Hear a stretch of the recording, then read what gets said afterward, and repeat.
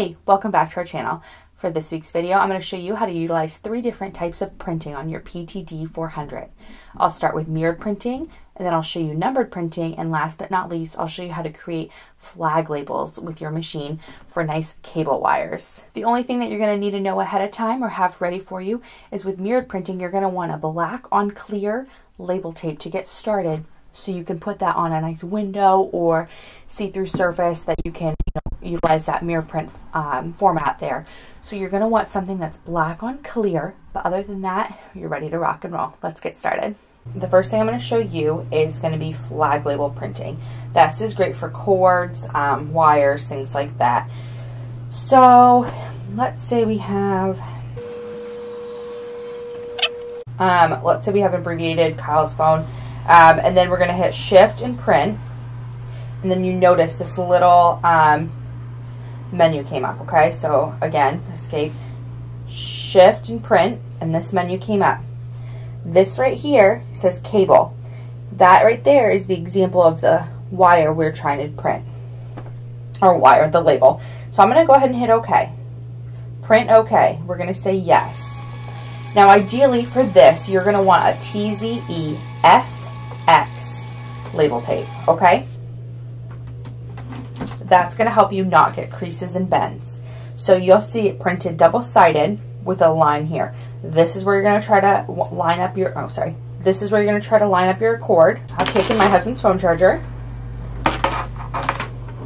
and we're going to try to wrap it. You'll notice on the back of these labels, you've got that split crack peel. Crack and peel, split peel, however you want to call it. Easy to remove. I would recommend peeling to this halfway mark and leaving the other half covered to make it a little bit easier for you, because they do like to curl. And then I would put this right, can you see? Sorry. Okay. And you're going to put that kind of right there. And then I would slowly peel this label back. Sorry, it's hard to make sure you can see.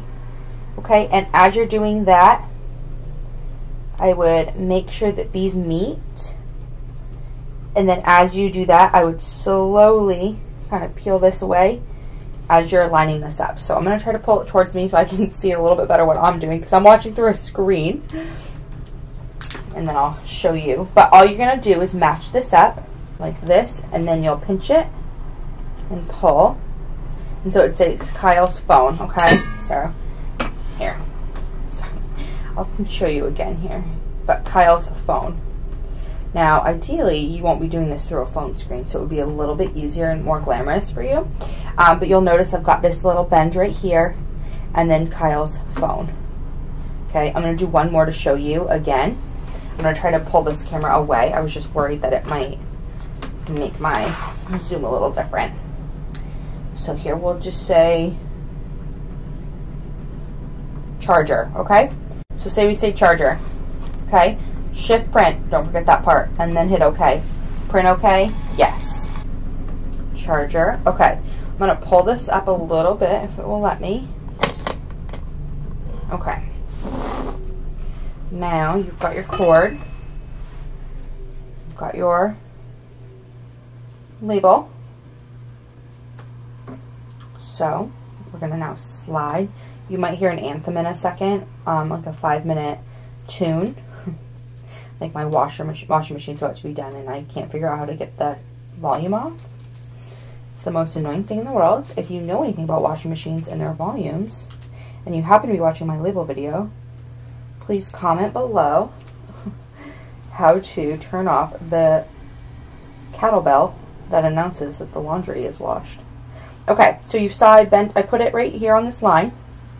And now I'm kind of pinching that as I go. Notice I still have the split peel, the backing on this half the label, because I'm just kind of slowly pulling that as I go. Now, I don't have scissors with me right now, but I would just like snip that end to make it pretty. But you'll notice it does lay pretty flat right here, and you can kind of go through that, no problem. The next thing I'm going to show you is numbered printing, okay? So let's say 1, 2, 3, 4. I know, so basic, but let's pretend. Shift print. Now we just did this cable print, but now we're going to go down and hit numbering, okay? Hit OK. my start point. So it's asking you what you want to start with.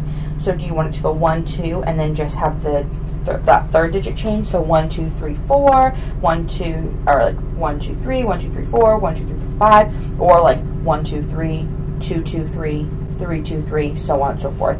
I'm going to keep that simple, and I'm going to say the 3 is my start point and my end point. So where do you want it to end? Do you want it to go up through 9, or do you want it to cross over? For this example, I'm going to hit both, okay? So now you have 1 through 9 is your options, okay? So then if you did 1 through 9, that would be 23 through 31. I'm going to do less. I'm going to say 5, okay? And I'll show you what this is going to do. So now, 1, 2, 3, 1, 2, 3, 4, 1, 2, 3, 4, 5, or 1, 2, 5, 1, 2, 6, 1, 2, 7, so on and so forth. Because I said I wanted that third digit, that 3 to change. So 3, 4, 5, 6, 7. Okay? Super easy if you were a teacher and you're, numbering students and you think, okay, it's easy enough if I'm giving everyone a binder just to number it and everyone has a number, you can do that. If you're trying to number all of your books or whatever you're doing, that's super easy to do. So again, now we're at 128. Let's say you did a code that was at 56, keep it small. Or how about 1? Okay? And then you could go shift print, and we're going to go numbering, okay? My start point is 1. My end point, let's say, is going to be, that will also be your end point, meaning the same digit, okay? Yeah, leave that alone, okay? And then, now we can label up through 9, okay? And I'll show you what this would look like really quickly. So you could do up through, if not, if you wanted to do more, you could go 0, 1, and then that would give you the freedom of the 2 digits to go up through like 10, 11, 12, so on and so forth. And you can always use a 0 as a placeholder, and that's going to give you that more freedom to be able to change what you're doing.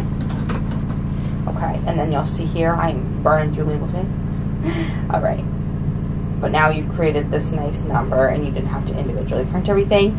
You've got these nice dots because my margins are preset on my machine. So these are telling me a specific measurement, but this is also going to make it so every single label you have is the exact same size. Okay, so that was numbered printing. And the last thing I'm going to show you is mirrored printing. For mirrored printing, the biggest thing is you are going to need a clear background tape. So excuse me while I switch mine out. So clear background is key.